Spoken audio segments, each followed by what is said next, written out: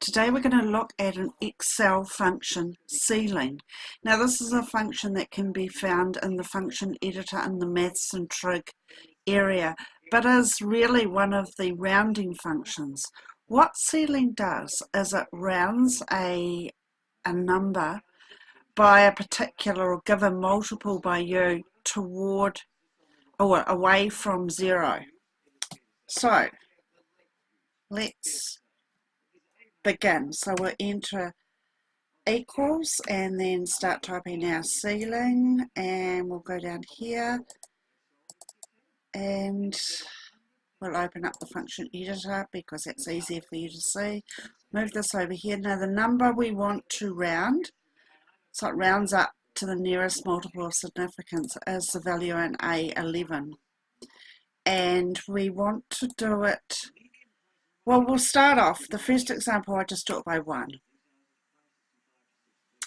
Okay, so it rounds up to a number to the nearest multiple of significance, and I've just said 1 there. So we go OK, and we can see the nearest multiple 1 is 4, and if we copy this down, we can see that's gone to 5, 4, etc. So it's kind of a useful function. Let's put it in a negative number, and remember that ceiling rounds away from 0. So when we copy that down to the negative, we get -1. Okay, so it's, yeah. Okay, let's go back up here. Maybe we'll just do it all over again. We'll just clear that out and we'll type it in again, equals ceiling, and same value. This time our multiple number is going to be multiples of 4. And it's going to round up to the next multiple of 4. And we will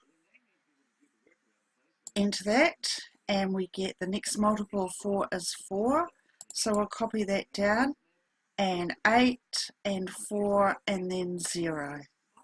Okay, so that's the ceiling function. I'm just going to open this up so you can see what we did. We've got 2 arguments, the number and the significance.